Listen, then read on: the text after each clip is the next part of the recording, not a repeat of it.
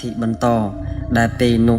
สัตว์ไก่เต็งออกนุก็บ้านปลุกโบกร่วมหนึ่งสำเร็จรูระบอบวีกูไอ้คลาดหนึ่งรำคาญดอลกาสมาธิระบอกเกเป็นนี่เรื่องราวเด็กกูเพียบเอากับบ้านการล่าง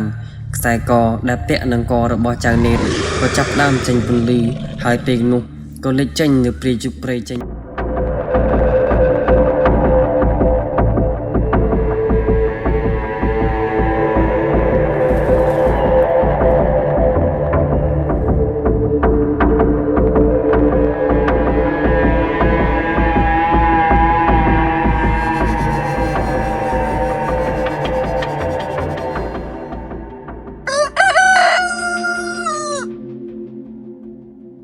เรื่องราวบ้านการล่างในเขตกำปงสปืออมลงชนะมาปอนประมวล180ประมวย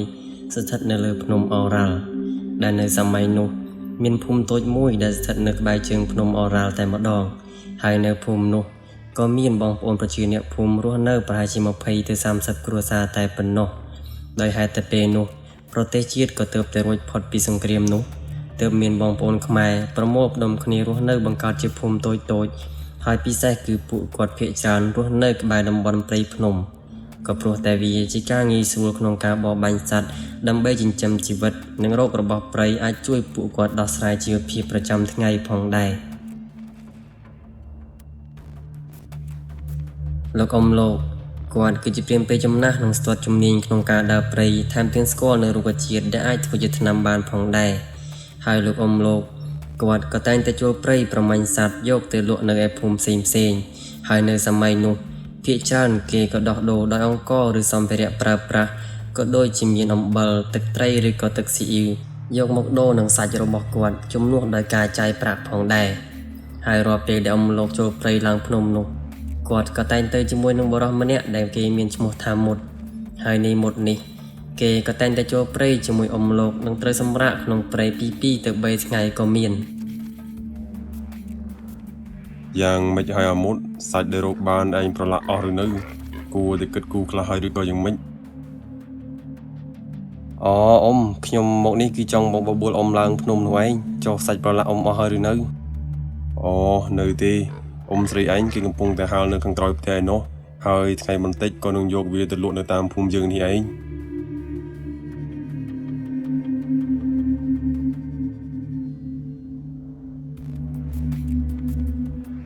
ในเปดานในหมดพร้อมเตียงอมโลกกำปงแต่โชนิเยคเนียนุก็ตรับแต่เปนุมีบรอจำนำเนี่ยกำปงแต่ดาวสำดาวมรบปุกวัน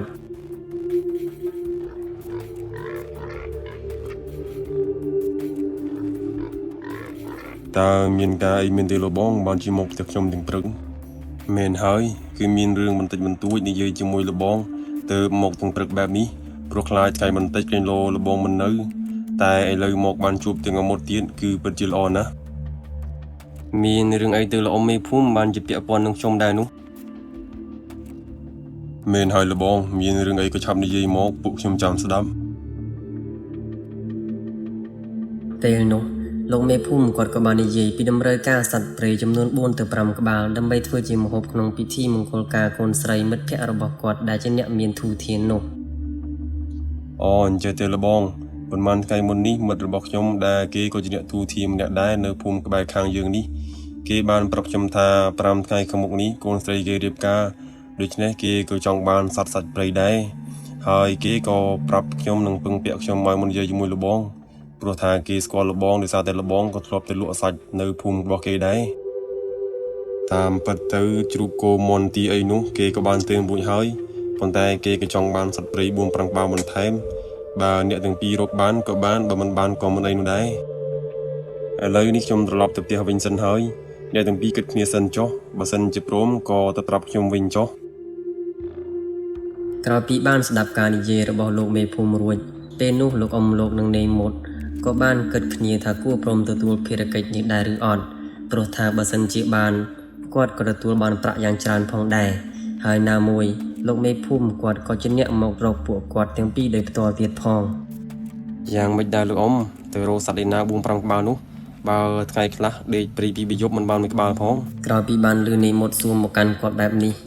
กอดก็บ้านเกิดมูสันตูหายก็นิเยธามันปีบาเตบุญปรังบานุสำคัญเอาแต่ไอหิน និយាយបែបនេះមានន័យថាម៉េចអ៊ំខ្ញុំដូចជាមិនយល់អ៊ំនិយាយសោះ ឯងនៅចាំទេពីកន្លែងដែលយើងធ្លាប់និយាយប្រាប់ឯងនោះហើយឯងតែងតែទូចចង់ទៅនោះ មិនអីទេអ៊ំមិនមែនខ្ញុំទើបតែចូលព្រៃឯណាអ្វីៗខ្ញុំដឹងស្ទើរតែទាំងអស់ហ្នឹងមិនបាច់បារម្ភទេតើអ៊ំស្គាល់កន្លែងនោះទេ មិនសូវច្បាស់ទេព្រោះថាវេលាក៏កន្លងទៅយូរហើយដែរប៉ុន្តែមិនអីទេយើងគិតថាយើងអាចរកឃើញ ពេលដែលបានឮដូច្នេះទើបនេះមកគេដឹងថាបើចង់រកសត្វបានច្រើននោះគឺទាល់តែពួកគាត់ឡើងទៅរកខ្នាច់ព្រៃដែលស្ថិតនៅលើភ្នំអរ៉ាល់ដែលជាកន្លែងដែលអ៊ំលោកធ្លាប់បានស្គាល់និងធ្លាប់និយាយប្រាប់មកកាន់គេហើយទីនោះក៏ជាកន្លែងពោពេញទៅដោយគ្រោះថ្នាក់តែពេលនេះអ៊ំលោកគាត់ក៏យល់ព្រមឲ្យគេទៅដូច្នេះក៏ជាឱកាសដែលគេបានឃើញនៅអ្វីៗដែលគេចង់ឃើញកន្លងមក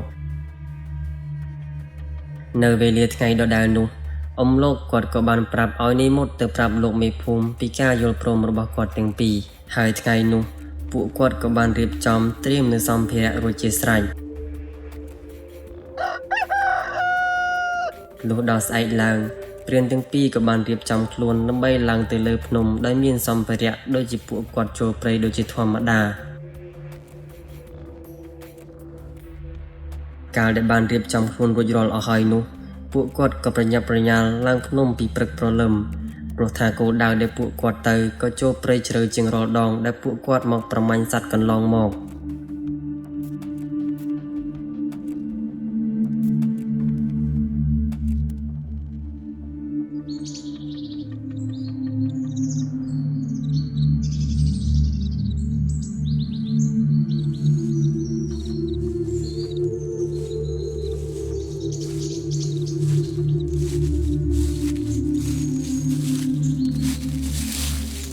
តើអ៊ំស្គាល់កន្លែងនោះទេ មិនសូវច្បាស់ទេព្រោះថាវេលាក៏កន្លងទៅយូរហើយដែរប៉ុន្តែមិនអីទេយើងគិតថាយើងអាចរកឃើញ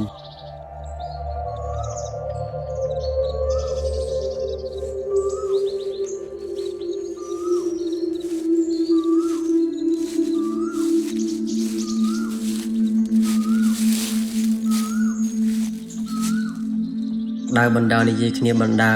អ្នកទាំងពីរចំណាយពេលអស់កន្លះថ្ងៃក៏នៅតែមិនទាន់បានទៅដល់កន្លែងដែលពួកគាត់បានរកនោះទេប៉ុន្តែពេលដែលអ្នកទាំងពីរដើរកាន់តែយូរទៅ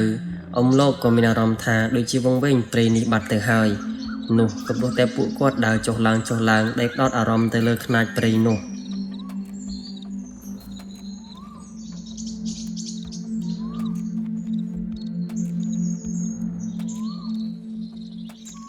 មើលទៅដូចជាមិនស្រួលទេអាមុតយើងរវល់តែផ្ដោតអារម្មណ៍រកនឹកពីកន្លែងខ្នាច់នោះក៏ដល់ឡើងវល់ពេញនេះទៅហើយអញ្ចឹងក៏ធ្វើយ៉ាងម៉េចទៀតទៅអ៊ំមិនអីទេរកមើលកន្លែងសម្រាប់នៅទីនេះហើយឲ្យរៀងស្លាស់មុខបន្តិចបើរវល់តែដើរចូលដើរឡើងនោះមិនកើតទេមេឃងឹតឡើងហើយ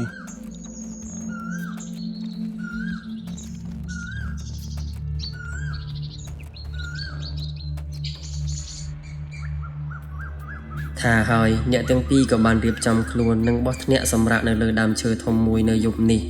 ហើយធ្នាក់ដែលពួកគាត់បានបោះនោះក៏មានលក្ខណៈមិនសូវមាំទាំប៉ុន្មាននោះទេគឺថាធ្វើឲ្យតែបានសម្រាប់នៅយប់នេះតែប៉ុណ្ណោះ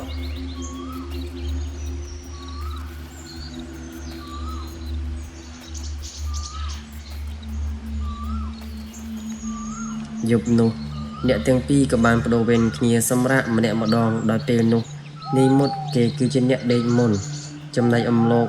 គាត់ក៏អង្គុយយាមដោយជក់បារីស្លឹកសង្កែលើធ្នាក់យ៉ាងស្ងៀមស្ងាត់ឈឹងស្មឹងស្មាតរងនឹកពីកន្លែងដែលជាខ្នាច់ព្រៃដែលពួកគាត់កំពុងតែតាមរកនោះហើយក៏ដូចជាអ្វីដែលគាត់បានរំពឹងទុកពិតមែនដោយគាត់បានសម្លឹងមើលទៅតំបន់ព្រៃនេះនិងសម្លឹងមើលទៅភ្នំក៏នឹកឃើញថាតាមពិតខ្នាច់ព្រៃដែលពួកគាត់កំពុងតាមរកនោះក៏នៅមិនឆ្ងាយពីទីនេះប៉ុន្មាននោះទេយប់កណ្ដាលអាធ្រាត្រព្រះខែរះពេញវងមូលក្រឡង់ចំពីលើអ្នកទាំងពីរដែលសម្រាកនៅលើធ្នាក់កណ្ដាលព្រៃដែលវេលានោះក៏ជាពេលដែលបដូរវេនឲ្យនាយមុតគេជាអ្នកយាមចំណែកអ៊ំលោកគាត់គឺជាអ្នកសម្រានម្ដងនាយមុត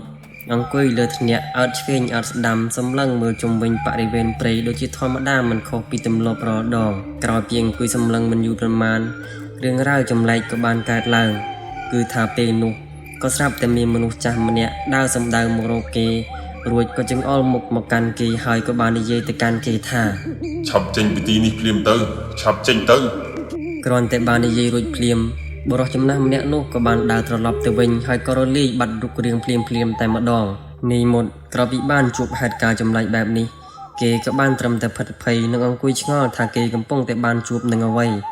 ឬក៏គេរវើរវាយដោយសារតែគេអស់កម្លាំងពីការធ្វើដំណើរឡើងភ្នំនេះបន្ទាប់ពីបានជួបហេតុការណ៍បែបនេះរួចយប់នោះក៏មិនបានឃើញមានរឿងអ្វីចម្លែកកើតឡើងបន្តទៀតនោះទេលុះដល់ព្រឹកឡើងនេះមុតគេក៏មិនបាននិយាយអ្វីប្រាប់ទៅកាន់អ៊ំលោកនោះទេព្រោះបើអ៊ំលោកដឹងក៏ខ្លាចគាត់ផ្លាស់ប្ដូរចិត្តអដំណើរនឹងត្រឡប់ទៅកាន់ភូមិវិញ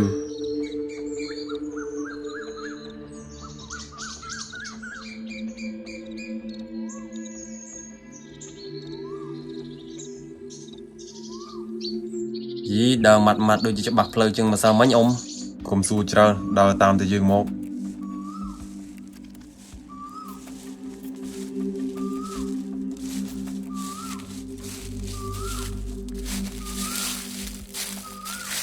ដែលបណ្ដានិយាយគ្នាបណ្ដាមិនយូរប៉ុន្មានពួកគាត់ក៏បានទៅដល់កន្លែងមួយដែលមានទឹកមួយថ្លុកធំល្មមដែរ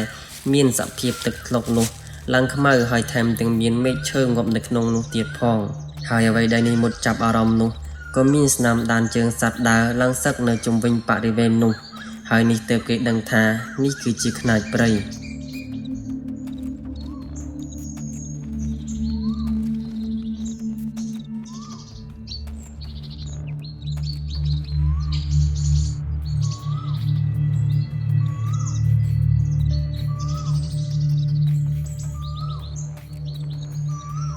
មកដល់ហើយនេះហើយជាកន្លែងដែលយើងរកនោះទឹកដីព្រៃនៅម្ដុំនេះមិនធម្មតាដូចជាកន្លែងមុនដែលឯងធ្លាប់ចូលនោះទេឆាប់ប្រញាប់បោះគ្នាឲ្យបានលឿនទៅមុនថ្ងៃលិចនិយាយរួចអ្នកទាំងពីរដែលជាព្រានព្រៃធ្លាប់ចូលព្រៃច្រើនដងរាប់មិនអស់ដែលមានជំនាញក្នុងការបោះធ្នាក់យ៉ាងស្ទាត់ជំនាញផងនោះពួកគាត់ក៏ចាប់ដើមកិច្ចការងាររបស់គាត់ដូចជាទម្លាប់ចូលព្រៃរាល់ដងនៅកណ្ដាលព្រៃលើភ្នំអរ៉ាល់ពេលនោះថ្ងៃក៏ចាប់ដើមរៀបលិចហើយពេលយប់ក៏បានខិតចិត្តចូលមកដល់ហើយពេលនោះប្រហែលជាម៉ោង5ល្ងាចអ្នកទាំងពីរក៏បានសាងសង់ធ្នាក់រួចរាល់ហើយមើលទៅធ្នាក់មួយនេះក៏មានលក្ខណៈមុំទាំខុសពីធ្នាក់ដែលពួកគាត់បានបោះរាល់ដងហើយពួកគាត់ក៏បានយកមែកឈើដែលមានស្លឹកឈើច្រើនមកដាក់នៅលើធ្នាក់ចំពីមុខរបស់ពួកគាត់ដើម្បីបិទបាំងមិនឲ្យសត្វដែលមកផឹកទឹកខ្នាចនេះមើលឃើញពួកគាត់នោះទេមិនមានអ្នកណាគេស្គាល់ពីកន្លែងខ្នាចនេះក្រៅពីអ៊ំទេអីបានជាមានអ្នកណាគេមកមិនមែនមានតែយើងទេដែលធ្លាប់ដើរប្រទះក្នុងទឹកខ្នាចនេះនោះមានព្រាមព្រៃច្រើនដែលគេធ្លាប់ដើរមកប្រទះទឹកខ្នាចនេះតែអាចថាគេមិនហ៊ានយកជីវិតគេមកប្រថុយកថាបានខ្នាចព្រៃនេះមិនមែនចេះតែដើរជួបនោះទេហើយអ្នកដែលបានប្រទះនឹងវាគេក៏មិនសប្បាយអរប៉ុន្មានដែរ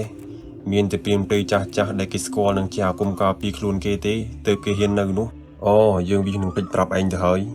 យប់នេះមិនចាំបាច់បាញ់សត្វនោះទេចាំព្រឹកទាភ្លឺចាំបាញ់យប់នេះនៅលើធ្នាក់ចាំតែមើលទៅឯងអាចនឹងឃើញពីវគ្គចម្លែកដែលមិនធ្លាប់បានឃើញហើយណាមួយបើយើងបាញ់ទាំងយប់ក៏ខ្លាចទម្រាំដល់ព្រឹកសាច់វាស្អុយគ្រាន់តែបានស្ដាប់ការនិយាយរបស់អ៊ំលោកនេះមុតគេក៏បានដឹងថាច្បាស់ជាពោពេញទៅដោយគ្រោះថ្នាក់ជាមិនខានទោះបីជាគេមិនធ្លាប់មកប្រមាញ់នៅតំបន់ខ្នាចព្រៃបែបនេះក៏ដោយកណ្ដាលព្រៃនាពេលល្ងាចព្រានទាំងពីរអង្គុយនិយាយលេងនៅលើធ្នាក់ពីរឿងមួយទៅរឿងមួយនិងបាននិយាយណែនាំហាម5រឿងខ្លះពីសំណាក់អ៊ំលោកទៅកាន់នីមុនពេលល្ងាចថ្ងៃលិចនៅក្នុងព្រៃក៏ចាប់ផ្ដើមងងឹតទៅនៅក្នុងព្រៃក៏ចាប់ផ្ដើមចុះអាប់កាន់តែខ្លាំងហើយពេលនោះក៏មានសត្វព្រៃតូចធំចាប់ផ្ដើមមកផឹកទឹកខ្នាចនោះហើយដោយដែលគាត់បាននិយាយថាគឺគាត់មិនទាន់ប្រមាញ់ទៅលើសត្វទាំងអស់នោះទេ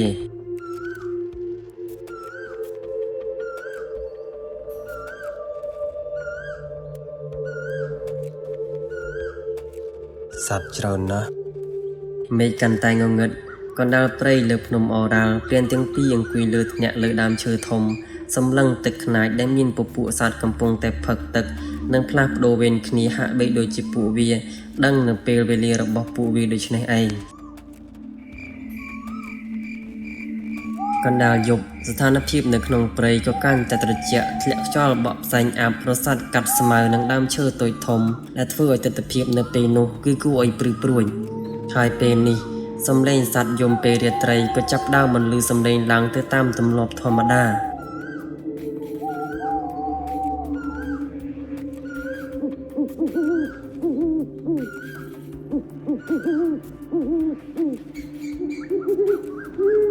តំបន់ព្រៃនេះចោលអាប់ខ្លាំងម្ល៉េះផ្សែងរសាត់ពេញទៅនេះដូចគេដុតភ្លើងហើយខ្យល់ក៏ចុះត្រជាក់ទៀតនៅពេលនោះ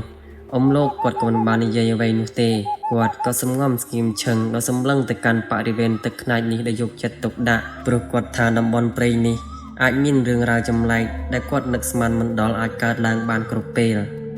ខណៈពេលដែលគាត់កំពុងតែសម្លឹងនោះក៏ឃើញថាពេលនោះមានសត្វព្រៃនៅខាងក្រោមដែលកំពុងតែផឹកទឹកខ្នាច់នោះបានផ្អើលរត់ចេញពីទីនោះដូចជាបានដឹងនៅពេលវាអ្វីមួយយ៉ាងកំពុងតែបានជិតចូលមកដល់ដូច្នេះឯង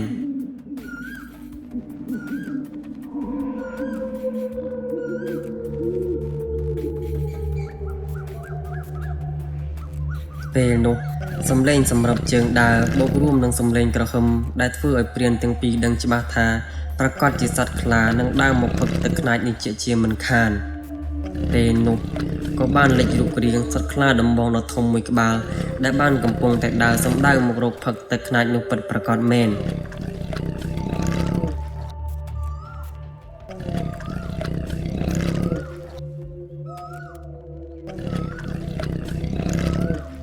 ចូលព្រៃប្រមាញ់សត្វព្រមមិនអស់ហើយមិនដែលបានជួបវាទេតាមពិតនៅទីនេះនៅមានវាដែរតើធំណាស់ក្រោយពេលដែលសត្វខ្លាដំបងដ៏ធំក្បាលនោះបានផឹកទឹកខ្នាច់នោះរួចវាក៏ស្រាប់តែដេកនៅទីនោះតែម្ដងដែលរហូតដល់ទៅ2ទៅ3ម៉ោងឯណោះហើយក៏មិនព្រមចាក់ចេញពីទីនេះសោះ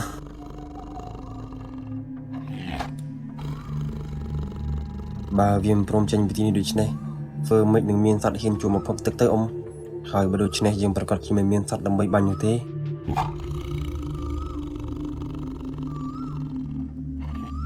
បន្តិចក្រោយមកក៏ស្រាប់តែសត្វខ្លានោះបានចាក់ចេញពីទីនោះហើយមើលទៅអាការៈរបស់វាក៏ដូចជាកំពុងតែខ្លាចនៅអ្វីមួយយ៉ាងដូចនេះឯងពេលនោះក៏ស្រាប់តែបានឮនៅសំឡេងហឹកខាក់ហាក់បីដូចជាមានវងសត្វកំពុងតែដើរមកទីនេះពេលដែលពួកគាត់សម្លឹងមើលទៅនោះទើបឃើញថាវាគឺជាហ្វូងជ្រូកព្រៃ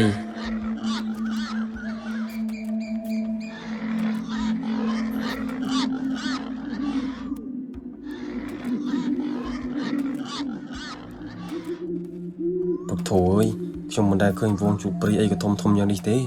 ពេលដែលនាយមុតនិយាយរួចភ្លាមពេលនោះក៏ស្រាប់តែហ្វូងជ្រូកព្រៃនោះបានផ្អើលត្រឡប់ចាក់ចេញទៅវិញហាក់បីដូចជាបានដឹងនិងបានឮនៅអ្វីដែលគេបាននិយាយគ្នាដូចនេះឯងនៅពេលដែលអ៊ំលោកបានឃើញដូចនេះគាត់ក៏ហាក់បីដូចជាបានដឹងនៅរឿងអ្វីមួយយ៉ាងតែពេលនោះគាត់ក៏មិននិយាយអ្វីនោះទេហើយក្រោយពីវងជ្រូកព្រៃនោះបានត្រឡប់ទៅវិញនោះ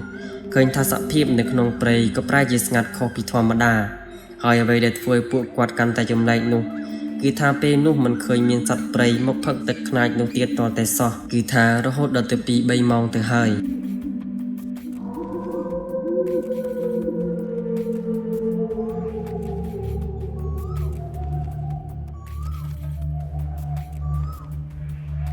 ចម្លែកណាស់ហេតុអីក៏មិនឃើញមានសត្វមកផឹកទឹកខ្នាច់នេះទៀតអញ្ចឹងមែនហើយអ៊ំឬមួយក៏អស់សត្វដែលវាត្រូវមកផឹកទឹកខ្នាច់នេះហើយទេមិនអាចនោះទេ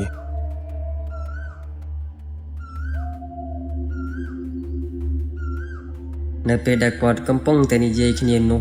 ក៏ស្រាប់តែពេលនោះមានបរិសុទ្ធ2នាក់បានដើរតម្រង់មកកាន់ពួកគាត់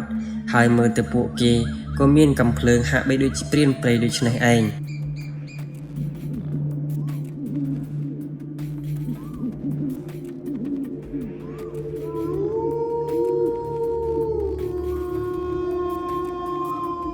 តើអ្នកទាំងពីរមកចាំបាញ់សត្វនៅទឹកខ្នាច់នេះធ្វើអីឥឡូវនៅទីនេះមិនមានសត្វឲ្យបាញ់នោះទេមែនហើយបើអ្នកទាំងពីរចង់បានសត្វនោះមកតាមខ្ញុំមកមុននេះខ្ញុំបានបាញ់សត្វបានច្រើនណាស់បើពួកខ្ញុំយកទៅផ្ទះក៏យកមិនអស់ដែរច្រើនណាស់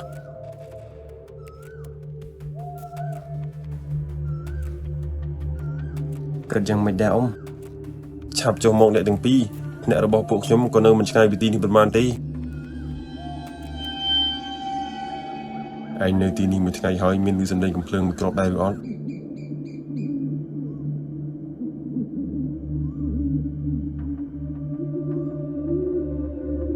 មិនអីនោះទេពួកខ្ញុំចាំបាញ់សត្វនៅទីនេះក៏បានដែរអ្នកទាំងពីរត្រឡប់ទៅវិញចុះ ក្រោយពីបានលឺអ៊ំលោកនិយាយដូចនេះបរិះទាំងពីរនាក់នោះគេក៏ប្រែទឹកមុខដូចជាមិនសប្បាយចិត្តនឹងពួកគាត់ហើយក៏នៅតែព្យាយាមនិយាយបញ្ចុះបញ្ចូលឲ្យទៅតាមពួកគេតែក្រោយពីបានឃើញពួកគាត់នៅតែបន្តបដិសេធនោះពួកគេក៏ថែមទាំងបានជេរប្រតិចទៅកាន់អ៊ំលោកនឹងនិមុតផងដែរក្រោយពីបានឃើញដូចនេះអ៊ំលោកក៏បានទាញកំភ្លើងតម្រង់ទៅពួកគេរួចក៏និយាយថាពួកអាខ្មោចព្រៃតៃហងឯងទាំងពីរក្បាលនេះគិតស្មានតែអាចបោកអញបានមានទេ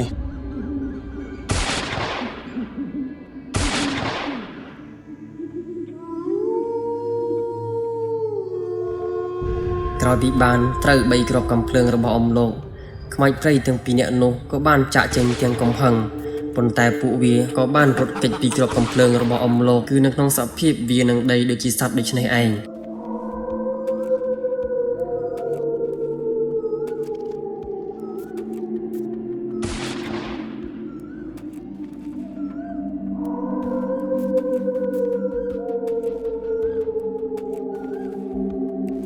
ក្រោយពីបានបន្លឺសម្លេងកំភ្លើងផ្ទុះឡើងនៅកណ្ដាលយប់នៅកណ្ដាលព្រៃលើភ្នំអូរ៉ាល់នោះសភាពសត្វនៅក្នុងព្រៃក៏ប្រែជាស្ងប់ស្ងាត់បន្តិចប៉ុន្តែនៅបន្តិចក្រោយមកក៏ស្រាប់តែមានមនុស្សម្នាក់បានដើរមកទៀតនៅពេលដែលគេម្នាក់នោះបានដើរមកជិតនោះទើបឃើញថាគាត់គឺជាមេភូមិមឿននោះឯង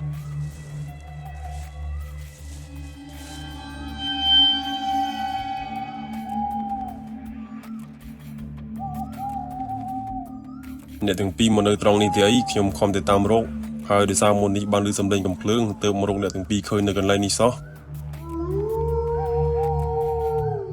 ពេលចឹងមិនទៅអ៊ំនៅក្នុងព្រៃនេះគ្រោះថ្នាក់ណាស់ចុះមកជួយទាញដៃខ្ញុំឡើងទៅលើផងខ្ញុំឡើងមិនរួចទេក្រោយពីបានជួបប្រទះនៅខ្មោចព្រៃទាំងពីរនោះរួចមក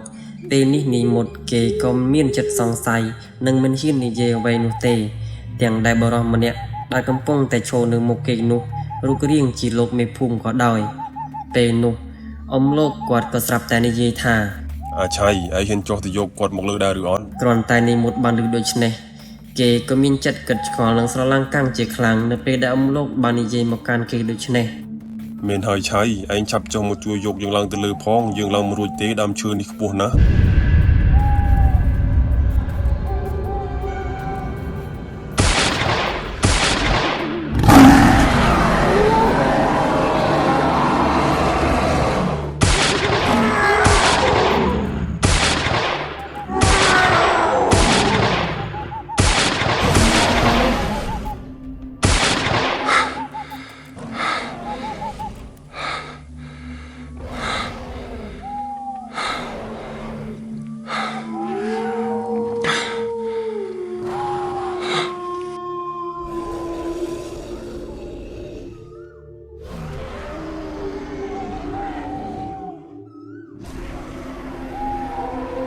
ពេលនោះក៏ស្រាប់តែមានវងជ្រូកព្រៃជាច្រើនក្បាលបានចេញមកនិងនាំគ្នារត់បំបុកដើមឈើដែលពួកគាត់ទាំងពីរកំពុងនៅនោះឃើញតាវា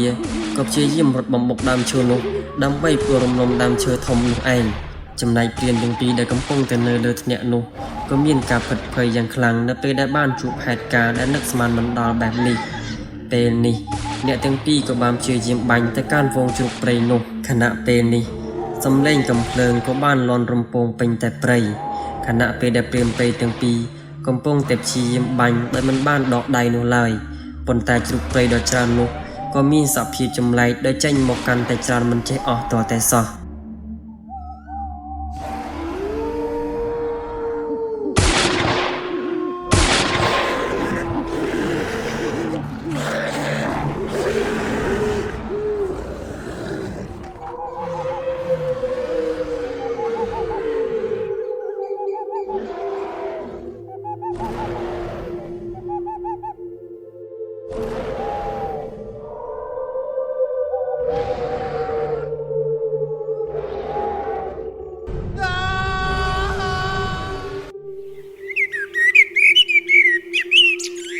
លុះដល់ព្រឹកឡើង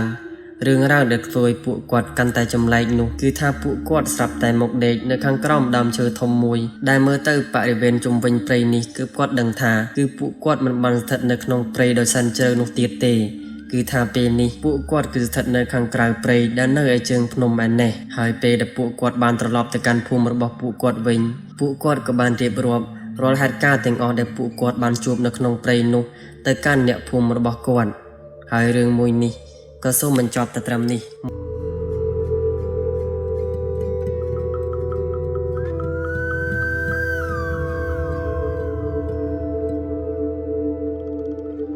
នៅក្នុងព្រៃលើភ្នំលាតសន្ធឹងដ៏វែងអន្លាយដែលស្ថិតនៅប្រទេសកម្ពុជាដែលសម្បូរទៅដោយដើមឈើតូចធំដុះស្កេស្កាសបង្កើតបានជាទិដ្ឋភាពដ៏ខៀវស្រងាត់លើភ្នំដែលគ្របដណ្ដប់ដោយព្រៃឈើដែលជាជម្រកសត្វព្រៃជាច្រើនប្រភេទនារដូវក្តៅដើមឈើមួយចំនួនក៏រុះរោយជ្រុះស្លឹកទៅតាមធម្មជាតិរបស់វាសំឡេងជន់ស្លឹកឈើងាប់ឬសូរសំឡេងកាត់ព្រៃនេះដែលជាសំឡេងនិមន្តរបស់ព្រះសង្ឃធុដងค์ដែលកំពុងតែនិមន្តមកក្នុងដែនព្រៃនេះដើម្បីស្វែងរកនៅទីស្ងប់ស្ងាត់បំពេញនៅកិច្ចធុដងค์និងផ្សាយមេត្តាធម៌ប្រសពសត្វលោកដែលត្រូវការវត្តមានរបស់ព្រះអង្គពិសេសនោះត្បិតតែព្រះអង្គជាព្រះសង្ឃក៏ពិតមែនប៉ុន្តែព្រះអង្គក៏ចេះនៅវិជ្ជាមន្តអាគមដ៏ខ្លាំងពូកែផងដែរហើយវិជ្ជាទាំងអស់ដែលព្រះអង្គបានចេះព្រះអង្គក៏តែងតែយកវាទៅប្រើក្នុងផ្លូវល្អដែលជួយអ្នកភូមិទៅតាមតំបន់ដែលមានទុក្ខលំបាកដែលព្រះអង្គបានឆ្លងកាត់ជាពិសេសនោះគឺការពារខ្លួនរបស់ព្រះអង្គពេលដែលនិមន្តចូលទៅទុដងក្នុងព្រៃជ្រៅនោះក៏ព្រោះតែការព្រះអង្គនៅជាបាសកព្រះអង្គក៏ជាអ្នកចេះនៅរបៀនមន្តអាគមដ៏ខ្លាំងពូកែមុនព្រះអង្គបានបួសជាព្រះសង្ឃមកម្លេះហើយព្រះអង្គគឺមានព្រះនាមថាសេនហើយព្រះនាមរបស់ព្រះអង្គក៏ត្រូវបានល្បីពីមាត់មួយទៅមាត់មួយពីវិជ្ជាមន្តអាគមដ៏ខ្លាំងពូកែនិងតែងតែជួយអ្នកភូមិដែលត្រូវអំពើគេឬខ្មោចព្រាយចូលសន្ធិដ្ឋនោះគឺព្រះអង្គតែងតែជួយពួកគេនៅពេលដែលព្រះអង្គនិមន្តកាត់ពីភូមិមួយទៅភូមិមួយហើយអ្នកភូមិទាំងអស់នោះក៏តែងតែឮព្រះនាមរបស់ព្រះអង្គតគ្នាថាព្រះសង្ឃធុដងค์សេនហើយថ្ងៃនេះព្រះអង្គមិនបាននិមន្តដោយអង្គឯងនោះទេថ្ងៃនេះក៏មានក្មេងប្រុសកំពុងតែដើរតាមព្រះអង្គធ្វើកិច្ចធុដងค์ផងដែរដែលគេមានឈ្មោះថានេត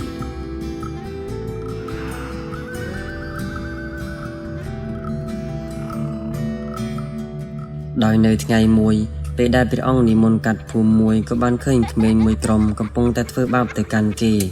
ដោយក្តីអាណិតព្រះអង្គក៏បានសួរនាំគេទៅដឹងថាគេជាក្មេងកំព្រារស់នៅស្នាក់អាស្រ័យក្នុងវត្តមួយក្នុងភូមិនេះហើយមូលហេតុដែលក្មេងទាំងអស់នោះមិនចូលចិត្តគេនឹងធ្វើបាបនិងរើសអើងគេជារៀងរាល់ថ្ងៃនោះក៏ព្រោះតែគេកាត់ជំងឺមួយយ៉ាងដែលគេហៅថាជំងឺខ្លងល្ពៅ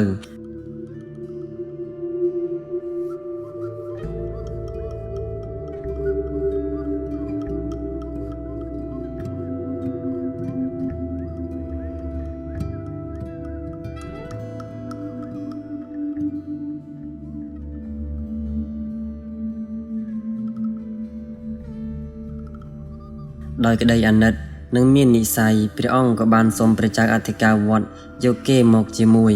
ហើយនេះគឺជាថ្ងៃទី2ដែលនេតបានដើរតាមព្រះអង្គបំពេញកិច្ចធុដងค์ផងដែរ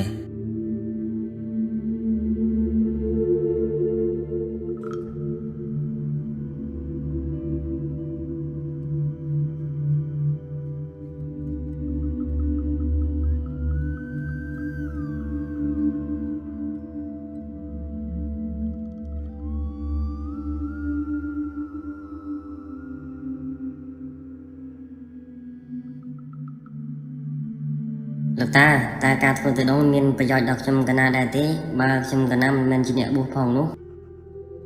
ការដែលលះបង់នៅកិលេសកម្ចាត់បងនៅសេចក្តីចង់បាននៅអ្វីដែលមិនមែនជារបស់ខ្លួនការចូលទៅបដិបត្តិក្នុងព្រៃសមាធិលត់ដំផ្លូវចិត្តរឹងមាំនេះគឺជាការល្អមិនរើសតល់តែជាព្រះសង្ឃនោះទេកណាលោកតាបើអញ្ចឹងខ្ញុំកណានឹងខំប្រតិបត្តិតាមសង្ឃដីការបស់លោកតា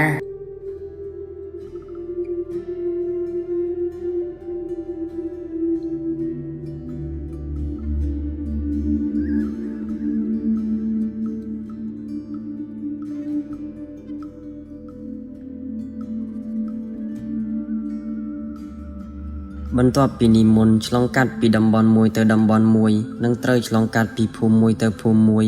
ពេលខ្លះព្រះអង្គក៏សឹងនៅតាមវត្តក្នុងភូមិទាំងនោះដែលព្រះអង្គបានឆ្លងកាត់នៅព្រឹកមួយ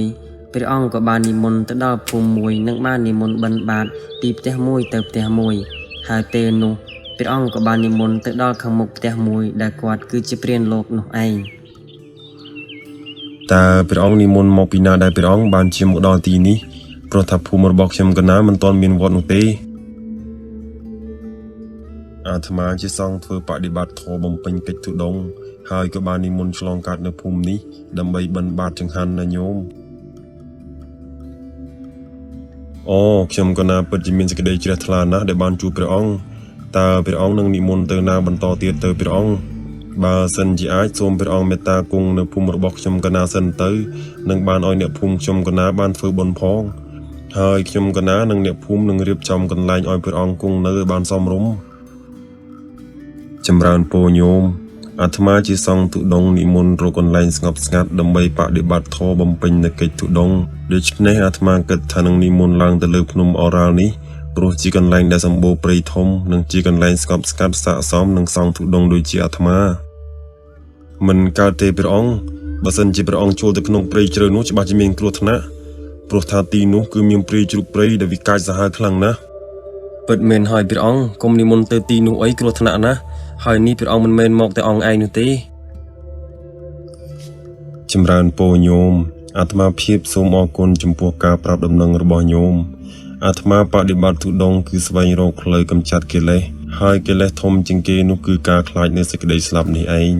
សត្វលោកទាំងឡាយគឺពោពេញទៅដោយគ្រោះថ្នាក់និងទុក្ខទោសដូច្នេះទោះបីជានៅទីនោះមានព្រាយជ្រូកព្រៃដ៏កាចសាហាវចង់ធ្វើបាបនិងសម្លាប់មកកាន់អាត្មាភាពពិតមែនក៏អាត្មាមិនមានសេចក្តីភ័យខ្លាចនិងរាថយក្នុងការធ្វើដំណើរទៅបដិបត្តិធម៌នោះទេមិនបាច់បារម្ភពីខ្ញុំទេអ៊ំពូមីងនៅជាមួយលោកតាសេនមិនមានអ្វីធ្វើឲ្យខ្ញុំគ្រោះថ្នាក់ឡើយ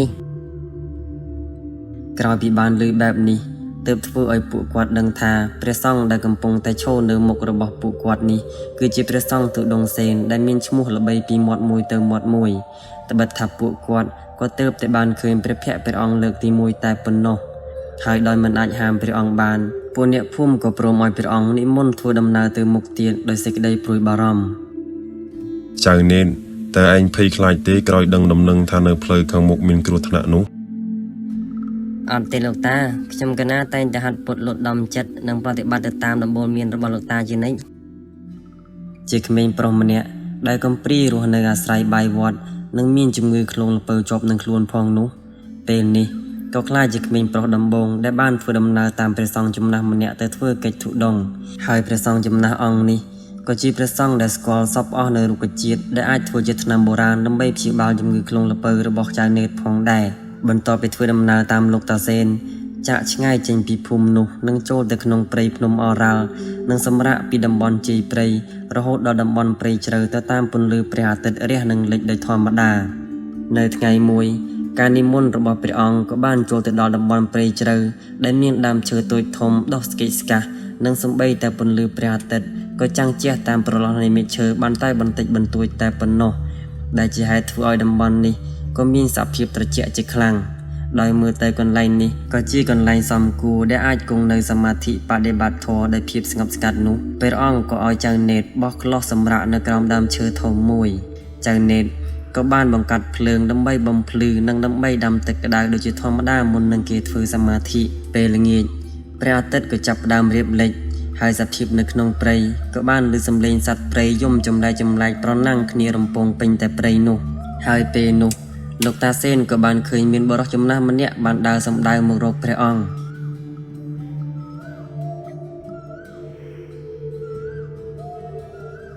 ក្រាបថ្វាយបង្គំគុណម្ចាស់ខ្ញុំកណាជាអ្នករស់ជ្រកនៅតំបន់ព្រៃនេះចម្រើនពរញោមតើញោមមកមានការអ្វីជាមួយអាត្មាមែនទេបានជាមកទាំងថ្មើរនេះនោះគ្រាន់តែបានឮសង្ឃដីការបស់លោកតាសេនចៅនេតគេក៏មានចិត្តគិតឆ្ងល់ជាខ្លាំងព្រោះតែគេមិនឃើញមានអ្នកណាដែលកំពុងតែនិយាយជាមួយព្រះអង្គនោះទេគឺថាឃើញព្រះអង្គមានសង្ឃដីកាតែអង្គឯងតែប៉ុណ្ណោះរឿងហេតុគឺថានៅមិនឆ្ងាយពីទីនេះប៉ុន្មានគឺមានទឹកខ្នាយដែលជាតំបន់សពសត្វមកអាស្រ័យហើយក៏មានព្រាយជុកព្រៃមួយក្បាលដ៏កាចសាហាវផងដែរវាមានអំណាចខ្លាំងណាស់ព្រះអង្គមិនគួរគង់នៅទីនេះបន្តនោះទេគួរតែប្រញាប់និមន្តចេញពីទីនេះទៅមិនអីទេញោមមុននឹងអាត្មាមកដល់ទីនេះគឺមានអ្នកភូមិគេបានប្រាប់រឿងរ៉ាវមកកាន់អាត្មាអស់ទៅហើយពិតជាប្រសើរណាស់តាមពិតទៅអ្នកដែលបានជួបនឹងព្រាយជុកព្រៃនោះមិនមានអ្នកណារួចជីវិតត្រឡប់ទៅវិញឡើយបើព្រះអង្គថាមានគេប្រាប់ព្រះអង្គនោះ គឺមានតែមនុស្សពីរនាក់ដែលខ្ញុំក៏ណាបានជួយនោះឯងដែលបានដឹងពីរឿងរ៉ាវនេះហើយនេះក៏ព្រោះតែអាយុរបស់ពួកគេមិនទាន់អស់តែប៉ុណ្ណោះ ក្រោយពីបានស្ដាប់សង្ឃដីការបស់ព្រះអង្គរួចបុរសចំណាស់ម្នាក់នោះក៏បានចាក់ចេញពីទីនេះទៅហើយគាត់គឺជាអ្នកតាថែរក្សានៅតំបន់ព្រៃនេះហេតុអីក៏លោកតាមានសង្ឃដីកាដែលអង្គឯងបែបនេះខ្ញុំក៏ណាមើលមិនឃើញថាមានអ្នកណានៅទីនេះសោះពេលនោះលោកតាសេនក៏មិនមានសង្ឃដីកាឆ្លើយតបទៅនឹងសំណួររបស់ចៅនេតនោះទេព្រះអង្គក៏បានប្រាប់ទៅចៅនេតឲ្យចាប់ផ្ដើមសមាធិដូចជាធម្មតា យប់នេះមិនថាមានរឿងអ្វីឬឃើញអ្វីក៏ដោយឯងត្រូវតែនៅក្នុងរង្វង់ខ្លះនេះនិងមិនត្រូវចេញក្រៅដាច់ខាតតាំងចិត្តឲ្យស្ងប់និងរំលឹកដល់គុណព្រះពុទ្ធព្រះធម៌ព្រះសង្ឃនិងធ្វើចិត្តឲ្យនឹងនោ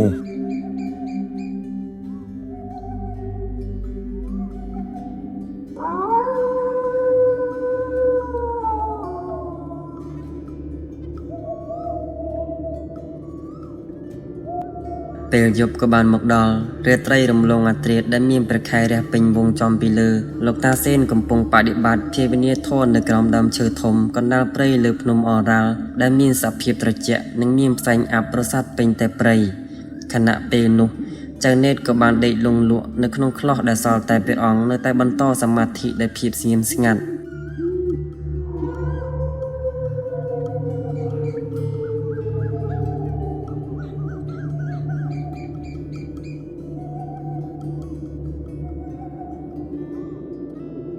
មិនយូរប៉ុន្មានក៏មានសម្លេងសម្រាប់ជើងមនុស្សដើរសំដៅមករកព្រះអង្គដោយទម្ងន់ជើងជន់ដីធ្ងន់ធ្ងរហើយក្លិនដែលរសាត់មកតាមខ្យល់ក៏មានសភាពស្អុយអាសោចបន្តិចក្រោយមកក៏លេចចេញនៅរូបរាងមនុស្សមាឌធំសម្បុរខ្មៅ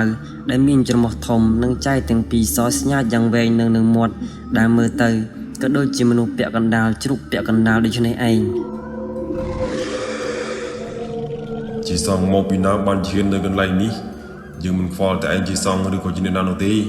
យប់នេះឯងគឺជាចំណៃយើងហើយ នៅខណៈពេលនោះព្រះអង្គក៏មិនបានមានសង្ឃដីកាអ្វីនោះទេហើយបន្តិចក្រោយមកក៏ស្រាប់តែមានវងជ្រូកព្រៃមួយវងបានរត់សម្ដៅចូលមកបុកព្រះអង្គតែម្ដងតែពេលនោះក៏ស្រាប់តែមានពន្លឺចេញពីខ្លោះរបស់ព្រះអង្គហើយជ្រូកទាំងអស់នោះក៏ស្រាប់តែខ្ទាតប៉ាំងចេញហើយរលាយបាត់ទាំងអស់តែម្ដង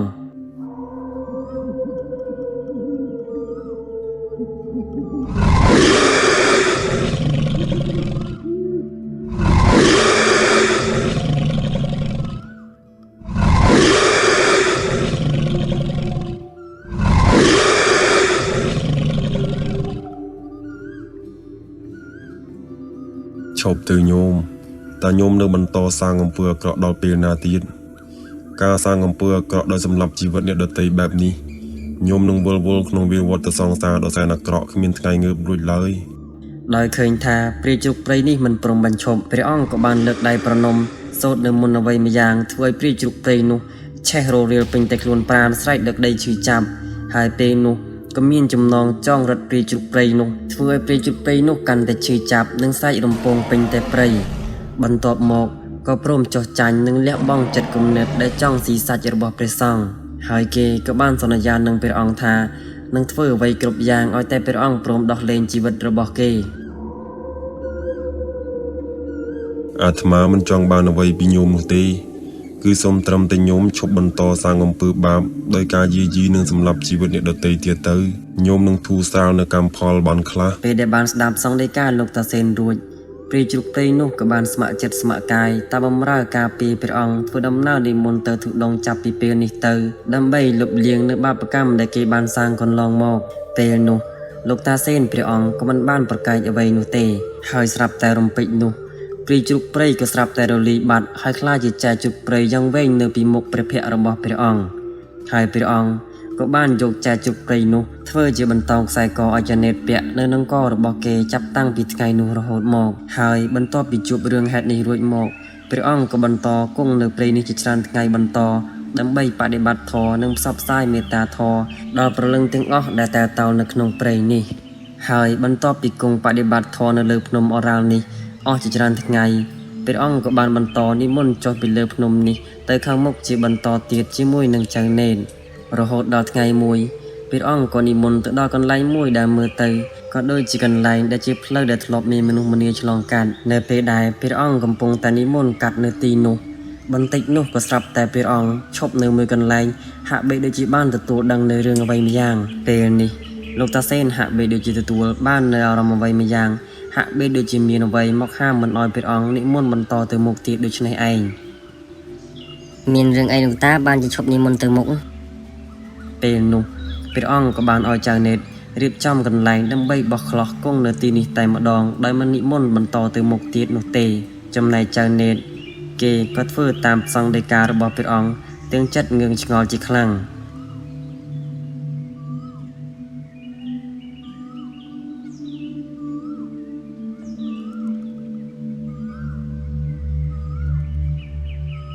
ពេលដែលចៅនេតគេកំពុងតែបង្កាត់ភ្លើងដាំទឹកថ្នាំដែលមានដាក់នៅរុក្ខជាតិដែលជាថ្នាំរបស់លោកតាសេនព្រះអង្គឆាន់ជាប្រចាំនោះពេលនោះក៏ស្រាប់តែមានមនុស្សមួយក្រុមកំពុងតែដើរកាត់នៅទីនេះដោយខ្លះមានលីកំបិតផ្គាក់និងជាប់នៅលើស្មាទៀតផង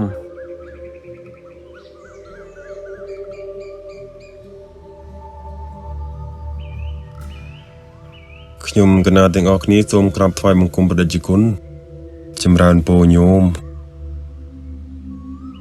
តើព្រះអង្គជាព្រះសង្ឃទុដងមែនទេបានជានិមន្តមកដល់ទីនេះពិតមែនហើយញោម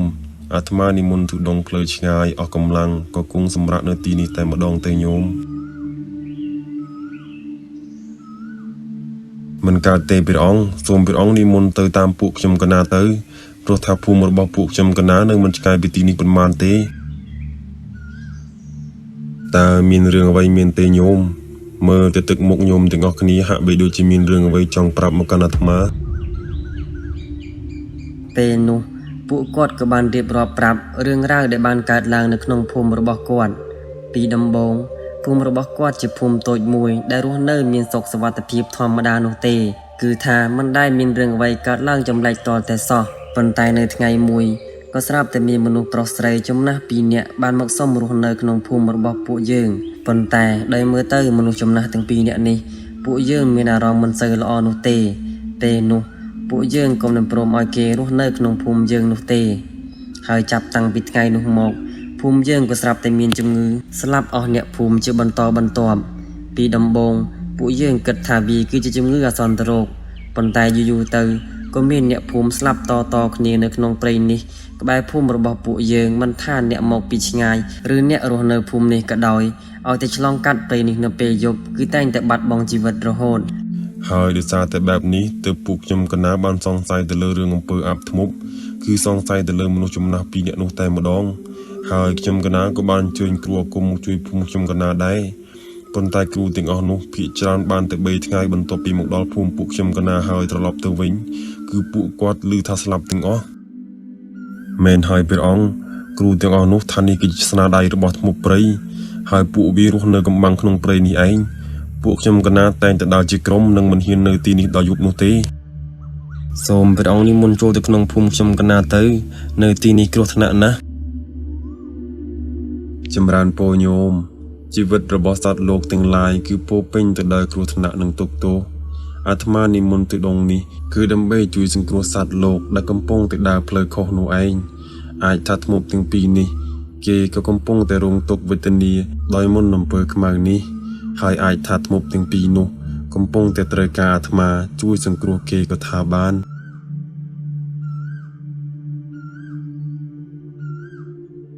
ក្រោយពីបានស្ដាប់នៅសង្ឃដីការបស់ព្រះអង្គដូច្នេះអ្នកភូមិទាំងអស់នោះក៏ព្រមចាក់ចេញពីព្រៃនេះដោយក្តីព្រួយបារម្ភថ្ងៃនោះចៅនេតគេក៏បានរៀបចំដាំទឹកថ្នាំប្រគេនព្រះសង្ឃសេងដូចជាធម្មតាព្រោះថាព្រះសង្ឃទុដងគឺឆាន់ចង្ហាន់មួយថ្ងៃតែមួយដងតែប៉ុណ្ណោះហើយក្រៅពីនោះព្រះអង្គតែងតែឆាន់ទឹកថ្នាំដែលមានដើមរុក្ខជាតិជាថ្នាំផ្សំដោយព្រះអង្គផ្ទាល់ហើយចៅនេតគេក៏តែងតែមើលសៀវភៅធម៌និងអានក្នុងចិត្តមុននឹងគេធ្វើសមាធិពេលល្ងាច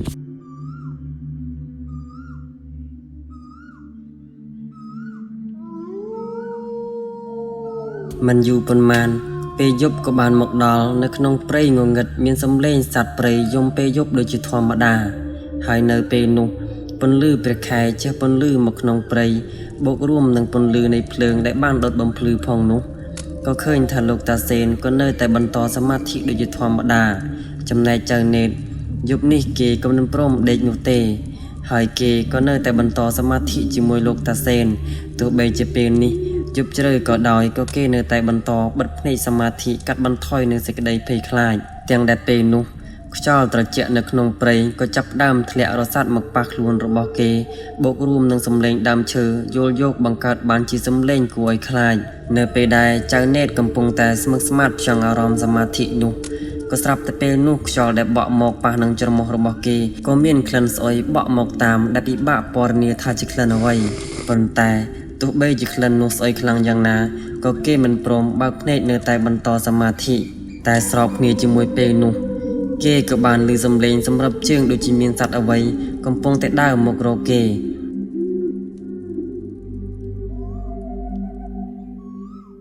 ហើយដោយហេតុតែក្លិនស្អុយនោះកាន់តែខ្លាំងណេតក៏បានបើកភ្នែកមើលទៅឃើញថាមានសត្វឆ្កែមួយហ្វូងសម្បុរខ្មៅដែលមានភ្នែកក្រហមនិងស្បែករលេះរលួយគួរឲ្យខ្លាច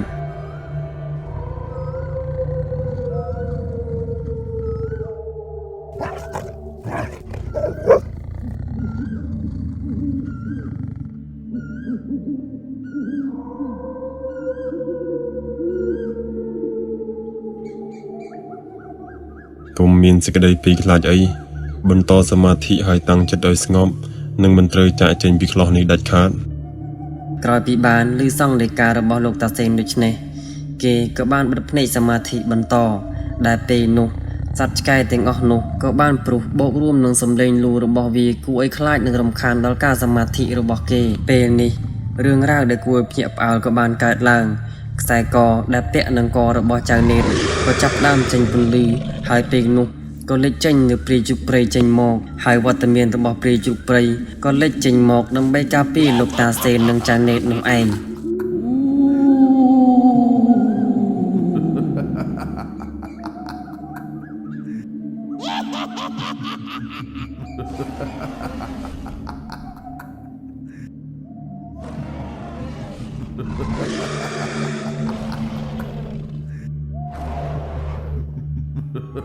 រំពេចនោះការប្រយុទ្ធរវាងពីរជុកព្រៃជាមួយនឹងសត្វឆ្កែខ្មៅរបស់ធ្មប់នោះក៏បានកើតឡើងដោយឆ្កែទាំងអស់នោះក៏ត្រូវបានព្រាយជុកព្រៃចាប់បោកនិងក្រវីក្រវត្តរហូតពួកវារលីស្លាប់ទាំងអស់តែម្ដងក្រោយពីបានឃើញថាឆ្កែខ្មៅទាំងនោះមិនអាចធ្វើអ្វីបាននោះធ្មប់ប្រុសនោះក៏បានបញ្ជានៅសត្វអាគមរបស់គេដែលជាសត្វក្របីមានសម្បុរខ្មៅហើយមានស្នែង4ភ្នែកក្រហមមើលទៅក៏ដូចជាសត្វបេសាយដូចនេះឯង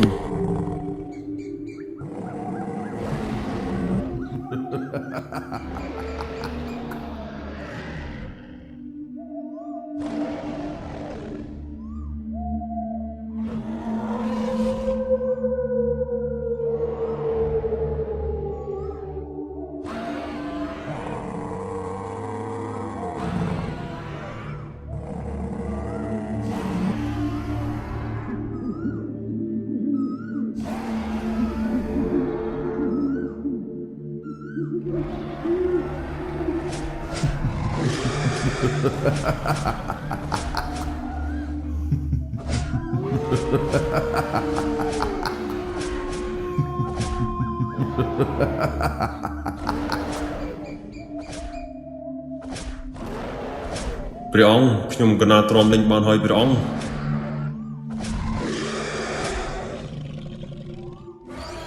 ឈប់ទៅញោមតើញោមនៅតែបន្តសាងបាបដោយសម្លាប់ជីវិតអ្នកដទៃដល់ពេលណាទៀតបើញោមមិនព្រមបញ្ឈប់នឹងងាកមកសាងអំពើល្អនោះទេនោះញោមនឹងបន្តទទួលនៅផលកម្មនិងរងទុក្ខក្នុងវិវត្តសង្សារនេះគ្មានថ្ងៃបញ្ចប់ឡើយ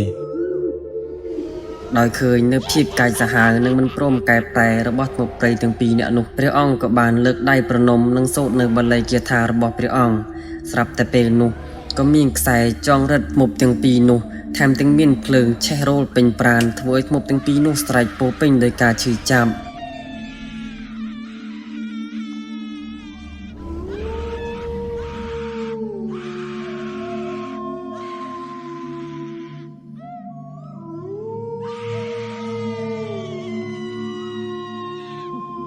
ហើយរឿងព្រះសង្ឃទុដងកំចាត់ធ្មប់ព្រៃក៏សូមបញ្ចប់តែត្រឹមនេះ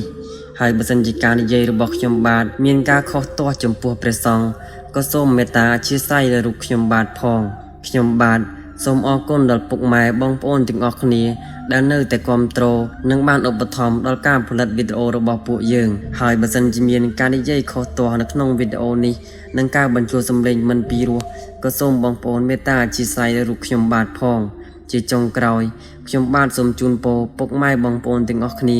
ដែលបានទស្សនាវីដេអូរបស់ខ្ញុំបាទដល់ចប់និងនៅតែបន្តគាំទ្រនៅប្រភេទរឿង 3D របស់ខ្មែរនិងផលិតដោយកូនខ្មែរជួបតែសេចក្តីសុខគ្រប់ក្រុមគ្រួសារសូមអរគុណ